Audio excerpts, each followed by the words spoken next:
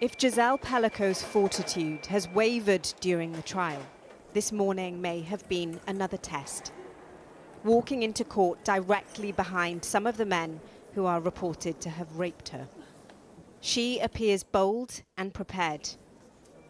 The men accused hide. Today, though, the man at the centre of these allegations chose to confess.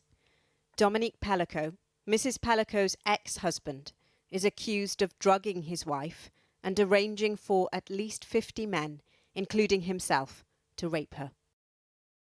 Today, I maintain that, along with the other men here, I am a rapist.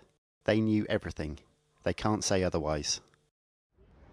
Many of the men deny the allegations, saying they were manipulated by Mr. Pelicot or claiming they believed Mrs. Pelicot was consenting. Out food shopping 4 years ago, Dominique Pelicot has his phone out. It's in record, opportunistically. But a security guard sees that he's filming under a woman's skirt.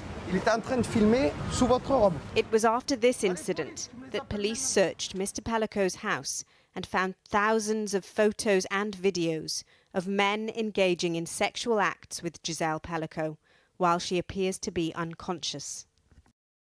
He asked his wife to forgive him for all that happened. I don't know what Mrs. Pelicot will decide to do with this request. I think we'll go all the way down this trial and we'll know everything about Dominique Pelicot. And here's what we know so far. He met the other defendants on a chat room called Without Her Knowledge. The website has now been shut down. We know 3 of the men came from the same town as Mr. and Mrs. Pelicot, and many others from nearby areas in Provence.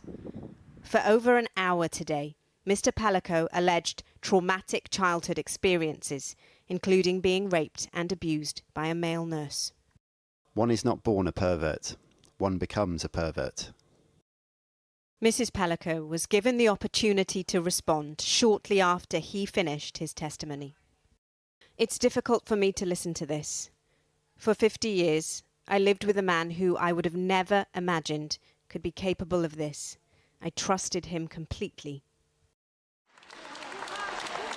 Gisele Pelicot waived her right to anonymity, a considered move to shift the shame to the accused, her team says.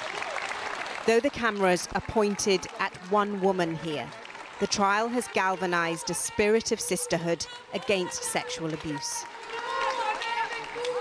Some of the women here shout, "We're with you," from afar, whilst others feel compelled to bridge the distance.